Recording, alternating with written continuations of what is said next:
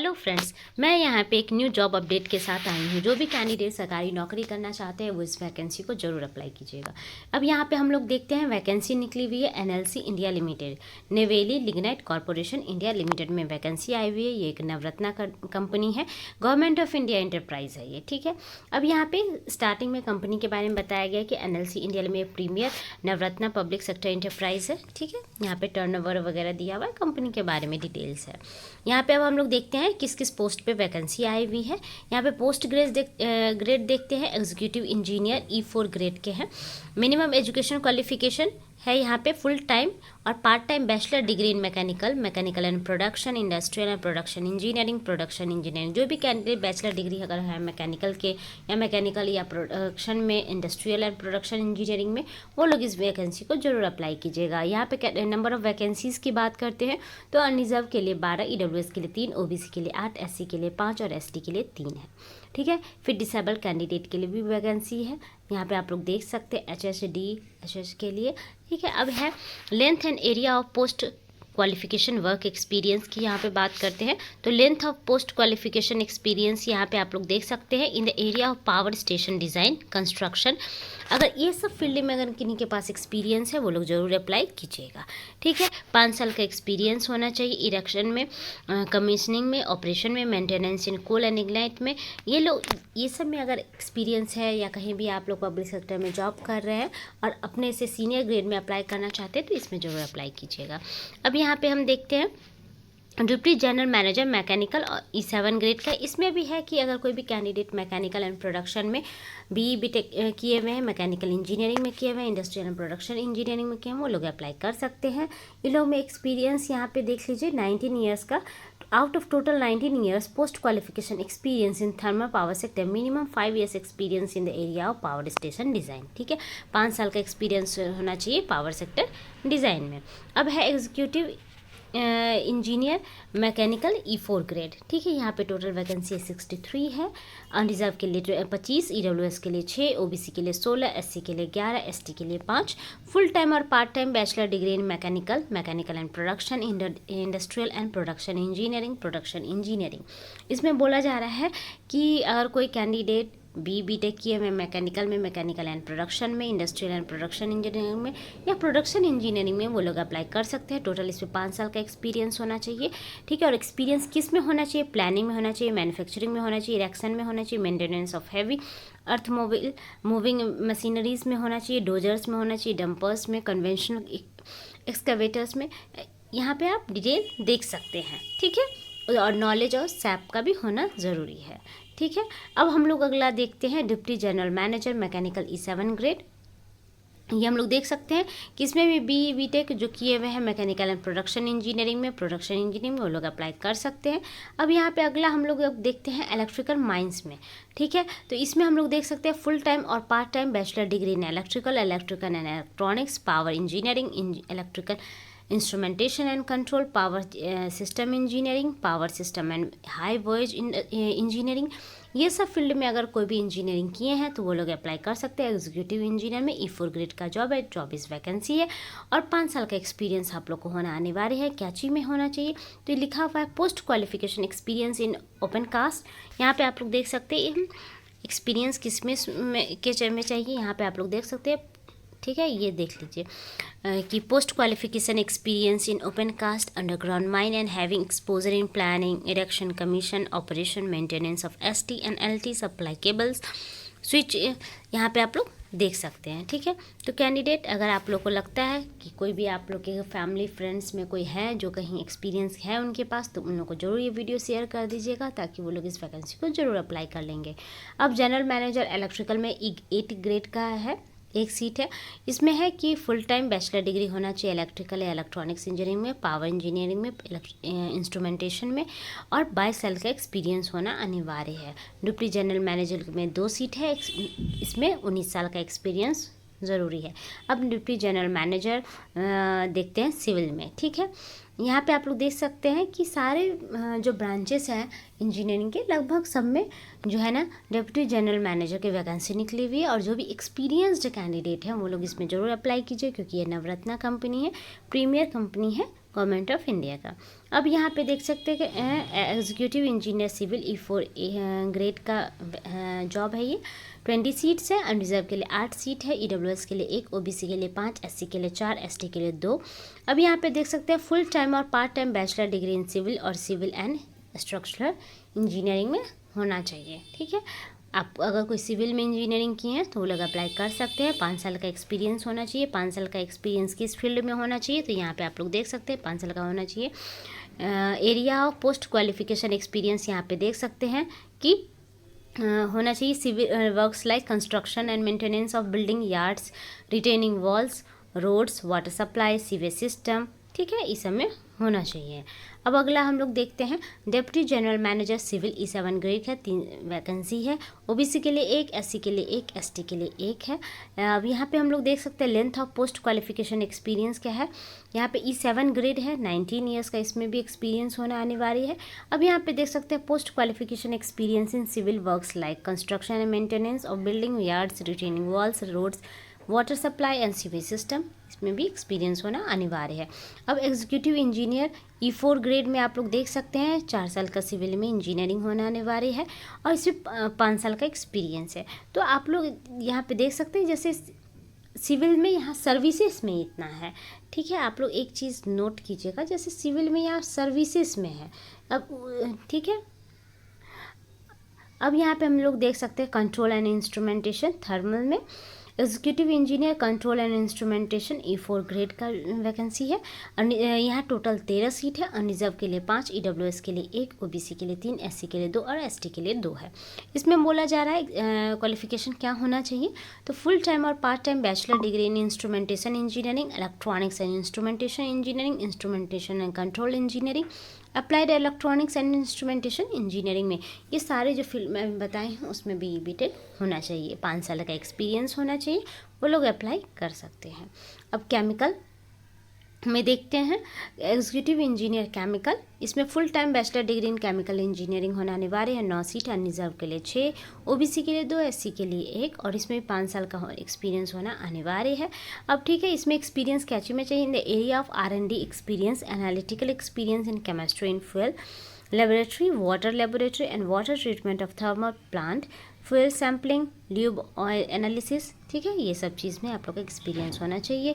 Environmental engineering thermal, इसमें है कि अगर कोई भी कैंडिडेट यहाँ पे आप लोग देख सकते हैं 4 सीट है और एजुकेशन क्वालिफिकेशन क्या होना चाहिए, इसमें हम लोग यहाँ पे देखते हैं फुल टाइम और part time bachelor degree in environmental engineering, इसमें बैचलर डिग्री होना चाहिए इन्वायरमेंटल इंजीनियरिंग में, या bachelor degree in energy and environmental engineering में, या any engineering degree with PG degree, diploma in environmental engineering. कोई भी इंजीनियरिंग डिग्री है आपके पास लेकिन उसके साथ आप लोग PG डिग्री किए हुए हैं इन्वायरमेंटल इंजीनियरिंग में, तो आप लोग अप्लाई कर सकते हैं। 5 साल का एक्सपीरियंस होना अनिवार्य है। अब इन्वायरमेंटल इंजीनियरिंग प्रोजेक्ट्स में है कि यहाँ पे देख सकते हैं 2 सीट है, रिजर्व के लिए 1, OBC के लिए 1। ठीक है, E4 ग्रेड का है और यहाँ पे देख सकते हैं इन्वायरमेंटल इंजीनियरिंग प्रोजेक्ट्स में ये जॉब है। ठीक है, 5 साल का एक्सपीरियंस होना चाहिए। अब यहाँ पे देखते हैं साइंटिफिक थर्मल में assistant executive manager scientific E2 grade, total vacancy है 3, अनरिजर्व के लिए 1, SC के लिए 1, ST के लिए 1, फुल टाइम और part time MSc in chemistry होना चाहिए। ठीक है, जो भी फुल टाइम या part time MSc in chemistry है वो लोग अप्लाई कर सकते हैं, एनालिटिकल केमिस्ट्री में, ऑर्गेनिक केमिस्ट्री में, इनऑर्गेनिक केमिस्ट्री में। तो यहाँ पे आप लोग देख सकते हैं। ठीक है, क्योंकि जिस फील्ड में मांगा जा रहा है, तो यहाँ पे एक मिनट सॉरी, एक चीज़ आप लोग देखिए। ठीक है,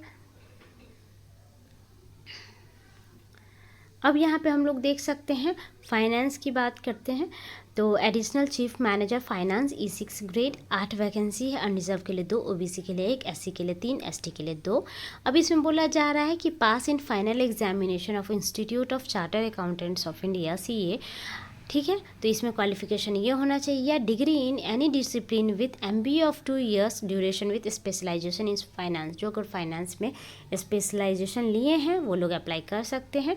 इसमें बोला जा रहा है कि एक्सपीरियंस होना अनिवार्य है। ठीक है, ACM E6 ग्रेड के लिए 13 साल का और DGM E7 ग्रेड के लिए 19 साल का, और एक्सपीरियंस क्या चीज़ में होना चाहिए, तो यहाँ पर आप लोग देख सकते हैं एक्सपीरियंस होना चाहिए ठीक है। यहाँ पे ये देख लीजिए, area of post qualification experience, post qualification experience project accounting, finalisation of accounts, audit, taxation, fund management, cost and budgeting, commercial and regulatory affairs of mining and power business, preferable hands-on exposure to SAP will be preferred। ठीक है, यहाँ पे आप लोग देख लिए कि SAP में जो नॉलेज है जिनके पास, वो लोग के लिए उनको प्रेफरेंस दिया जाएगा। अब डिप्टी जनरल मैनेजर आप लोग देख सकते हैं 6 है, फाइनेंस में ही है। यहाँ पे देख सकते हैं रिजर्व के लिए 2, EWS के लिए 1, OBC के लिए 1, SC के लिए 1 और ST के लिए 1 सीट्स है। क्वालिफिकेशन सेम है एडिशनल चीफ फाइनेंस मैनेजर के लिए जैसा ही। ठीक है, अब यहाँ पे देख सकते हैं deputy general manager secretariat E7 grade का नौकरी है। एक वैकेंसी है OBC का, अब इसमें होना चाहिए members of the institute of company secretaries of India का मेंबर होना चाहिए। अब यहाँ पे देखते हैं डिप्टी जो मैनेजर E3 ग्रेड का है, HR में 6 वैकेंसी है, अनरिजर्व के लिए 4, OBC के लिए 1, SC के लिए 1 है। डिग्री इन एनी डिसिप्लिन होना चाहिए और post graduate degree in social work, business administration, business management with specialisation in personnel management, industrial relation, labour welfare. ठीक है, तो ये सब चीज़ का डिग्री अगर है, कोई की डिग्री कोई भी ग्रेजुएट आप किसी भी सब्जेक्ट से हो, लेकिन अगर आप PG किए हुए हैं सोशल वर्क से, बिजनेस एडमिनिस्ट्रेशन से, इंडस्ट्रियल रिलेशन से, वेलफेयर, लेबर वेलफेयर से और या पर्सनल मैनेजमेंट से, तो आप लोग अप्लाई कर सकते हैं। अब यहाँ पे देखते हैं deputy general manager HR E7 grade, 4 seats हैं। इसमें भी वही है कि अगर कोई भी HRM में या तो पोस्ट ग्रेजुएट किए हैं या तो और ग्रेजुएशन कोई भी डिसिप्लिन से है, लेकिन आपका PG अगर है ना ह्यूमन रिसोर्स से है, इंडस्ट्रियल रिलेशन से है, पर्सनल मैनेजमेंट से है, लेबर स्टडीज़ से है, तो आप लोग अप्लाई कर सकते हैं। अगर उसके अलावा भी अगर डिग्री है लॉ में, तो उन लोगों के लिए एडिशनल प्रेफरेंस मिलेगा। ठीक है फ्रेंड्स, यहाँ पे देख सकते हैं अगर कोई भी बेनिफिट लेना चाहते हैं कास्ट कैटेगरी का, तो आप लोग प्लीज़ लेटेस्ट सर्टिफिकेट अपना बनवा लेंगे। और यहाँ पे आप लोग देख सकते हैं requirements in addition to length of post qualification experience as prescribed at para 1.0, उसमें डिटेल बताया गया है। इस बार आप लोग अप्लाई करने से पहले डिटेल ऑफिशियल नोटिफिकेशन जरूर एक बार देख लीजिएगा खुद से भी, और आप लोग जिस पोस्ट के लिए एलिजिबल हैं उस पोस्ट का क्वालिफिकेशन भी अच्छे से एक बार जरूर चेक कर लीजिएगा। अब यहाँ पे है age relaxation, different category, government of India का जॉब है, तो जैसे गवर्नमेंट ऑफ इंडिया का नॉर्म्स है एज रिलैक्सेशन के लिए, वो आप लोग को जरूर मिलेगा। यहाँ पे as relaxation for OBC non, यहाँ पे एक चीज़ आप लोग देख लीजिए, यहाँ पे मैं ये सेक्शन, ये 2-3 सेक्शन एज लिमिट, ठीक है, ये आप लोग ज़रूर देख लीजिएगा। ठीक है, अपर एज लिमिट यहाँ पे है, जैसे E8 ग्रेड का जॉब है तो अनरिजर्व के लिए 54 ईयर्स, OBC के लिए 57, SC के लिए 58 और ST के लिए 58, तो ऐसे ही डिफरेंट कैटेगरी में लिया हुआ है। ठीक है, अब age relaxation for OBC non criminal layer, SC ST PWBD degree of disability 40% and above ex serviceman candidate will be as per government of India. जो भी आप लोग को एज रिलैक्सेशन मिलेगा कैटेगरीज को, तो वो गवर्नमेंट ऑफ इंडिया के नॉर्म्स के बेसिस पे ही मिलेगा। ठीक है, पे स्केल यहाँ पे आप लोग देख सकते हैं कि E8 ग्रेड का सैलरी कितना है, E7 का कितना, E6 का कितना, E4 का कितना, E3 का कितना और E2 का कितना है। तो आप लोग CTC पर एनम देख लीजिए, E8 में 31.53 लाख पर एनम है, फिर है आप लोग को E7 के लिए 26.04 लाख। ठीक है, तो आप लोग देख सकते हैं। ठीक है, एक बार ये सब देख लीजिएगा। प्लेस ऑफ पोस्टिंग की यहाँ पे हम बात करते हैं, तो प्लेस ऑफ पोस्टिंग देख लीजिए कि selected candidates are liable to be posted to any unit area place under the control of NLC India limited और any joint venture associate subsidiary company of NLC, मतलब लिग्नाइट जो है जहाँ जहाँ पे है, मतलब Neyveli lignite corporation India limited की जहाँ जहाँ पे ब्रांचेस है वहाँ पे आप लोग को पोस्टिंग मिल सकती है। अब यहाँ पे रिजर्वेशन का आपको मैं बता ही दी, जो गवर्नमेंट ऑफ इंडिया के नॉर्म्स के बेसिस पे ही मिलेगा। ठीक है, OBC के कैंडिडेट क्रीमी लेयर सर्टिफिकेट बनवा लेंगे।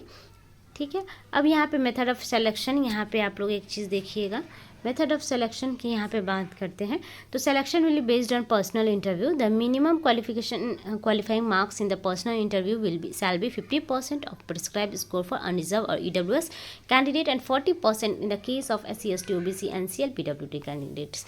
यहाँ पे बोला जा रहा है, यहाँ पे देख लीजिएगा एक और चीज़, relaxation in minimum qualifying marks shall not apply for SC ST OBC NCL candidate under unreserved category. ठीक है, तो आप लोगों को क्या है, जो अनरिजर्व कैटेगरी के लिए है उन लोगों को 50% मार्क्स इंटरव्यू में लाना पड़ेगा और 40% अदर्स के लिए है, ठीक है। The final selection of candidate shall be in order of merit based on the marks scored by the candidate in the personal interview.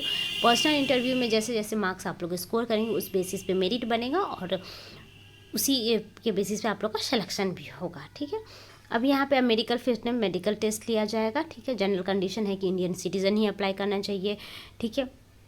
अगर कोई भी कैंडिडेट किसी अदर पीएससी या सेंट्रल पीएससी में जॉब कर रहे हैं तो उन लोग अब या कोई गवर्नमेंट डिपार्टमेंट में या क्वासी गवर्नमेंट में पब्लिक सेक्टर बैंक में तो वो लोग एनओसी अपना लेके देंगे, ठीक है। ये सब चीज़ यहाँ पे डिटेल है। अप्लाई कैसे करना है, आप लोग को अगर कोई भी प्रॉब्लम होता है फॉर्म भरने में तो आप लोग यहाँ पे हेल्पलाइन नंबर है वो आप लोग देख सकते हैं, इस पे कांटेक्ट कर सकते हैं या help.recruitment@nlcindia.in पे देख सकते हैं। अप्लाई कैसे करना है तो यहाँ पे आप लोग एक बार देख लीजिए अप्लाई कैसे करना है।